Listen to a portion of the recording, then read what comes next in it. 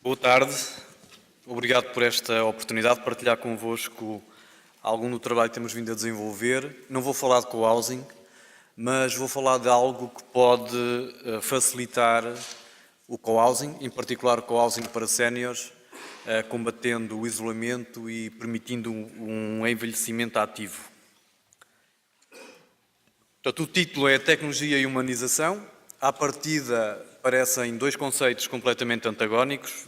A tecnologia remete-nos para máquinas, humanização tem a ver com humanos e todos nós temos, enfim, assistido a filmes desde os anos 40, 50, desde que há televisão, desde que há cinema, filmes que nos mostram as máquinas a dominar o mundo, as máquinas revoltadas contra os humanos.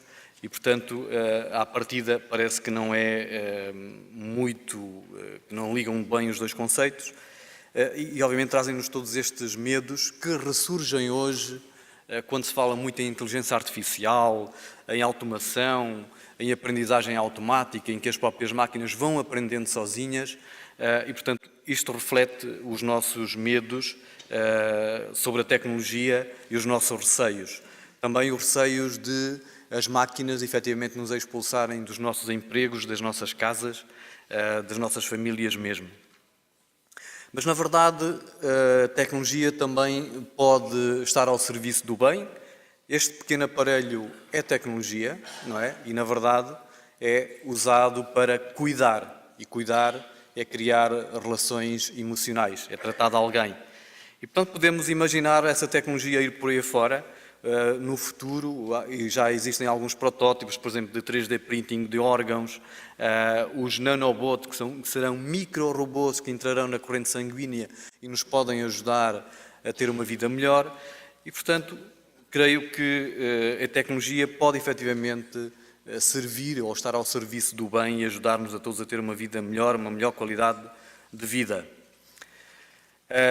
A tecnologia pode ser também um fator de equidade. E Aristóteles dizia que devemos tratar igualmente os iguais e desigualmente os desiguais na medida da sua desigualdade.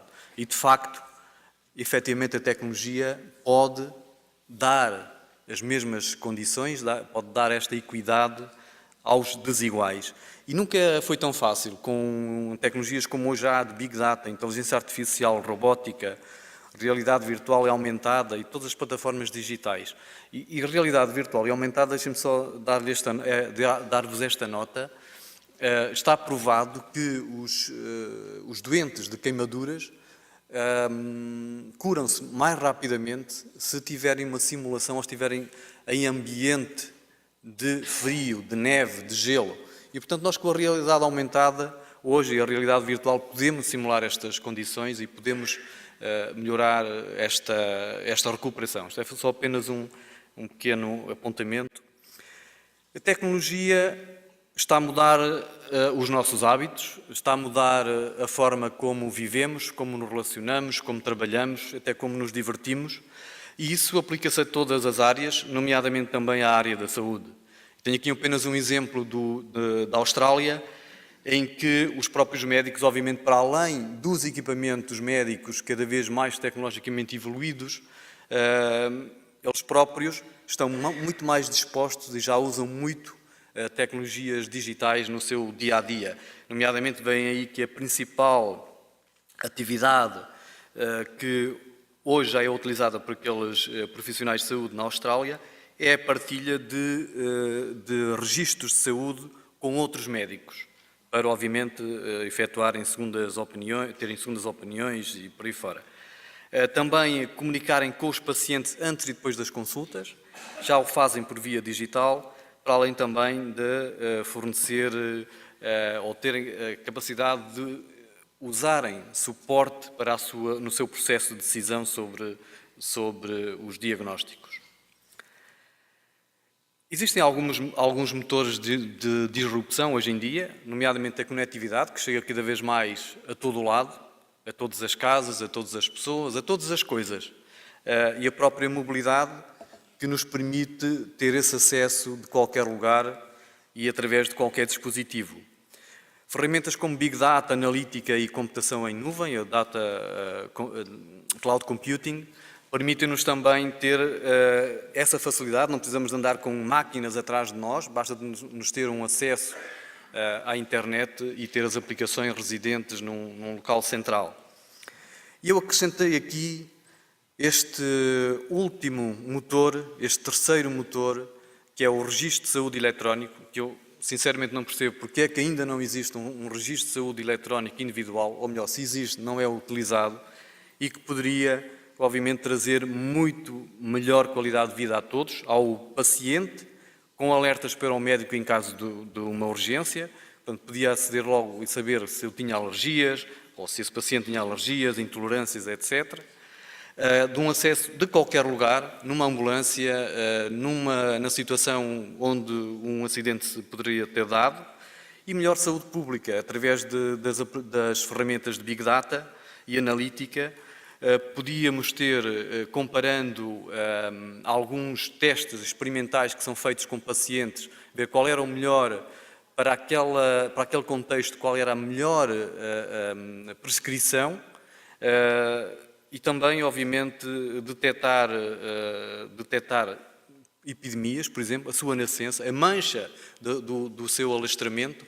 Isto com ferramentas de Big Data é muito, hoje, é praticamente comum e, portanto, não acho que este poderia ser uma grande ferramenta de disrupção na transformação digital para a saúde também. Mas há outras, digamos, em termos de tendências, é conhecido o envelhecimento da população em Portugal e na Europa, principalmente. Restrições em todos os países sobre a despesa pública. Um papel também mais ativo do próprio paciente e da pessoa que está mais informada e quer também participar no seu processo relacionado com a saúde. E a localização, que obviamente não havendo dinheiro ou havendo mais restrições na despesa pública, temos que ter os doentes, tirá-los do hospital para casa, e o tipo de cuidado que é hoje utilizado terá que passar do diagnóstico e tratamento para a prevenção e a gestão. E, portanto, devemos ter um foco em construir, não em construir novas camas e novos hospitais, mas mais em desenvolver serviços que possam melhorar o acesso e a qualidade a baixo custo, o acesso à saúde e à qualidade de vida. E agora vou-lhes falar de 4 ferramentas que desenvolvemos e que têm a ver com estas tendências e com estas disrupções. A primeira é uma ferramenta de telemedicina, o Medigraph, que é um ambiente web em nuvem colaborativo para aceder, gerir e partilhar informação clínica. É uma ferramenta colaborativa entre médicos ou entre profissionais de saúde. Também permite agendar, gerir todas as consultas que haja nos médicos, ou para cada médico. Partilhar e discutir segundas opiniões sobre um diagnóstico. Fazer um serviço local ou remoto através de videoconferência e chat. Partilha de dados com protocolos standardizados nesta área da saúde. Fazer um diagnóstico remoto, através de um hospital ou um especialista que está num hospital central com um hospital remoto ou um centro de saúde, como é feito hoje em dia, e portanto podemos levar os cuidados de especialistas de saúde a qualquer parte do mundo, desde que haja conectividade. Portanto, os cenários de utilização mais comum são quando é utilizado entre uma instituição central e uma instituição de saúde remota, para partilha, para o médico central e o médico remoto poderem fazer um diagnóstico em tempo real. A partilha offline, por exemplo, de registros de saúde ou de consultas e de diagnósticos para a segunda opinião, como eu já falei. E, portanto, tudo isto num ambiente completamente fácil de utilizar, num acesso de internet. Alguns casos de utilização, por exemplo, entre Portugal e São Tomé, isto são dados de 2017, desde 2009 a 2017 houve uma redução de 61% de evacuações, quer dizer que houve pessoas que não necessitaram de sair de São Tomé com o custo que isso teria para o governo português, porque era o governo português que está a suportar estes custos.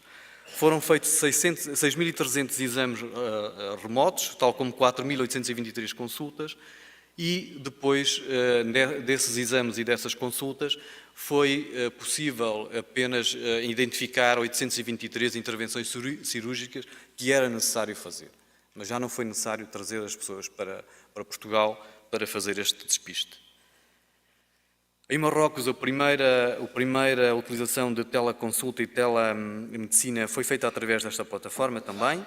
E outras referências, temos o arquipélago dos Açores todo coberto com esta plataforma de telemedicina. Temos também o Centro Hospitalar da Universidade de Coimbra, ligado a todos os hospitais que dele dependem, e centros de saúde com telemedicina, que fazem consultas diariamente.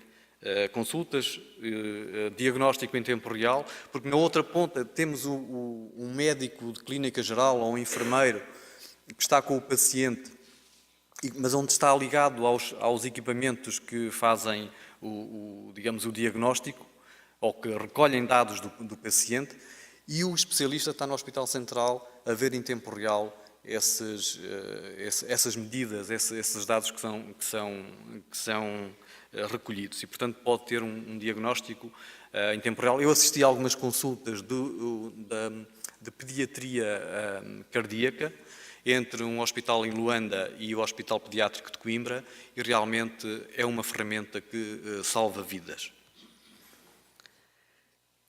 Esta ferramenta é das que desenvolvemos, talvez que tenha mais prémios, todos como veio em África, porque efetivamente é um dos cuidados de saúde que estão mais atrasados e, portanto, nós podemos levar cuidados de saúde de primeiro nível para países em desenvolvimento e subdesenvolvidos, e é isto. A segunda ferramenta que eu lhes trago aqui para mostrar e para lhes falar é aquilo que nós chamamos de Smart AL, que tem a ver com o Smart Assisted Living, que é também baseada na mesma preocupação de equidade. E já vão perceber porquê. É uma plataforma ou melhor, é um ecossistema tecnológico que tem como objetivo simplificar a vida diária dos idosos e de doentes, seja através de vários interfaces que vamos falar. O primeiro e principal é o comando da televisão, ou é a televisão. Isto é, nós pensamos, ok, esta é uma ferramenta para idosos, vamos fazer aplicações para smartphones, para tablets, não vale a pena. O que é que os idosos sabem utilizar? O comando da televisão. E foi através desta ideia que desenvolvemos todo o ecossistema para que seja fácil de utilização. Portanto, baseia-se na monitorização de sinais vitais de pessoas que estão em casa, não precisam de estar num hospital ou não precisam de estar num centro de cuidados, seja uma casa de misericórdia, um lar de terceira idade, etc. Podem estar em casa e podem estar a ser monitorizados em tempo real.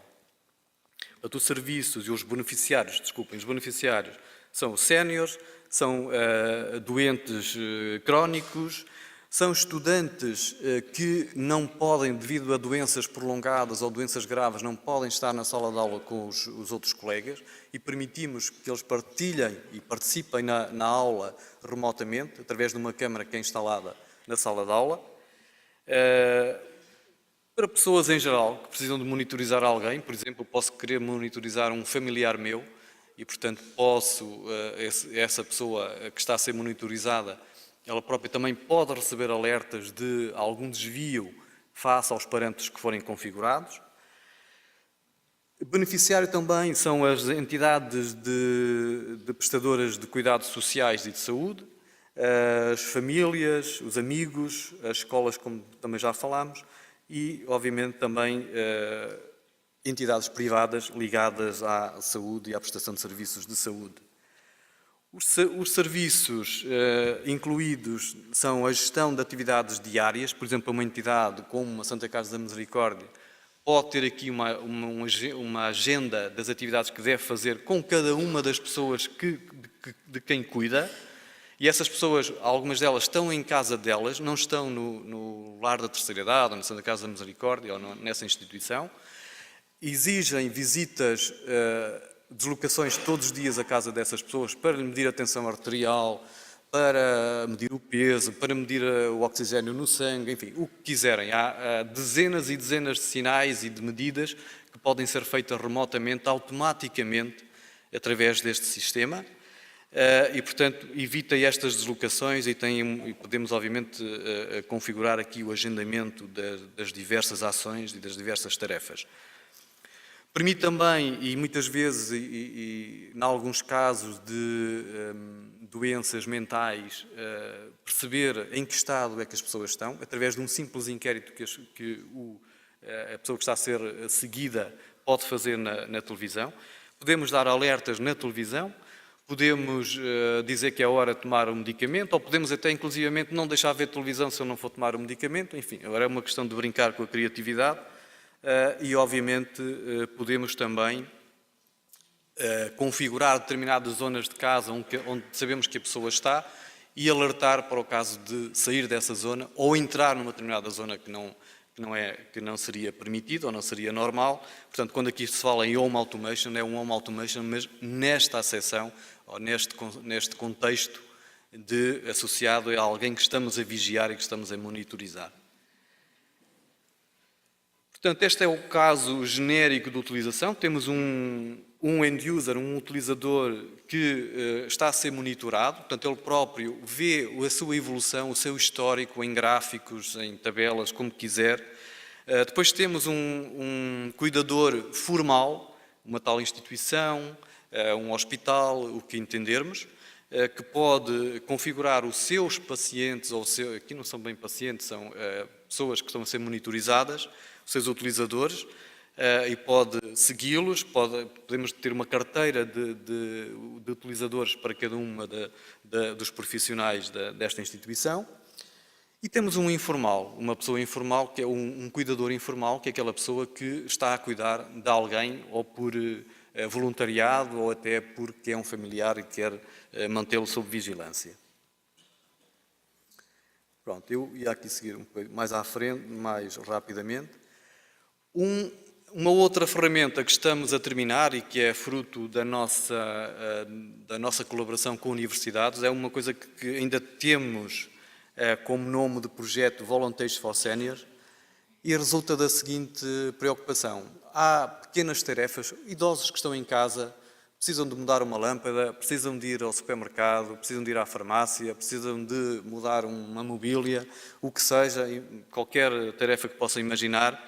E existem voluntários que podiam fazer essas tarefas. Como ligar os dois?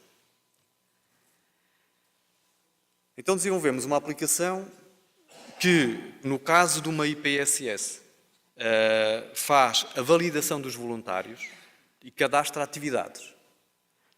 E, portanto, os voluntários candidatam-se, assim, eu quero candidatar-me a fazer voluntariado e posso fazer o seguinte, posso ir ao supermercado, posso ir ao médico com algumas pessoas, enfim, há um conjunto de atividades que farão parte do catálogo em que ele se candidata. E depois temos o utente.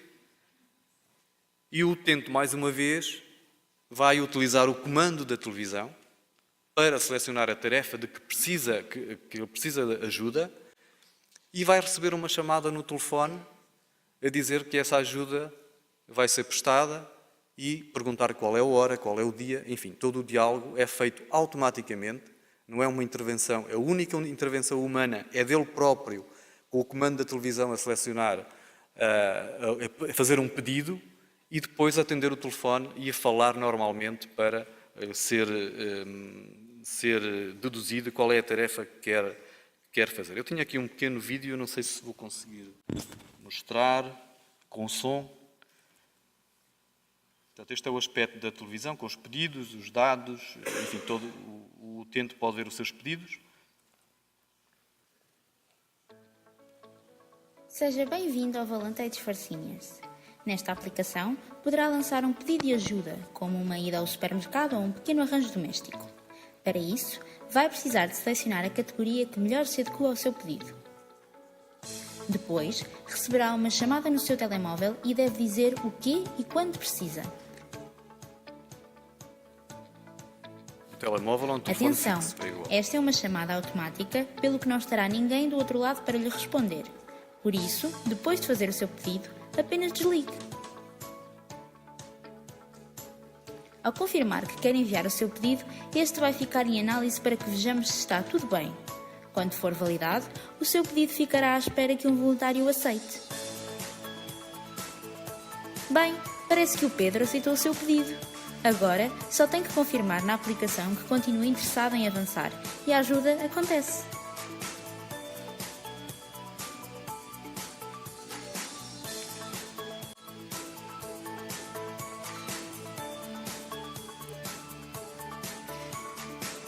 Na aplicação, pode ainda dizer-nos como correu, avaliando a sua experiência com o voluntário. Vamos a isso? Portanto, como veem, também a própria avaliação dos voluntários pode depois servir para, enfim, afastar alguma coisa que corra menos bem. Finalmente, a última aplicação que desenvolvemos e que permite também ter uma vida ativa ou envelhecimento ativo é o Online Gym, que permite, através da detecção de movimentos, criar um ginásio virtual com várias pessoas a participar, cada um em sua casa, e com um monitor a explicar os movimentos que devem fazer para fazer algum exercício. E concluía dizendo que a tecnologia e a humanização não são rivais, podem ser utilizadas para fortalecer as relações e obter maior eficiência. Obviamente, a transformação digital já não é apenas um fator de eficiência, é também uma alavanca de inovação e de disrupção. Os avanços da medicina são portados na tecnologia e esta pode ser um amplificador da humanização e também, como vimos, um catalisador para ter a equidade que precisamos no acesso aos cuidados de saúde e na proximidade entre pacientes e médicos. A tecnologia pode também ter um papel fundamental na coesão social, amplificando esta humanização. E cuidar, mais uma vez, já o disse aqui, implica estabelecer uma ligação emocional e as soluções tecnológicas que desenvolvermos nunca podem descurar este fator. É tudo. Muito obrigado.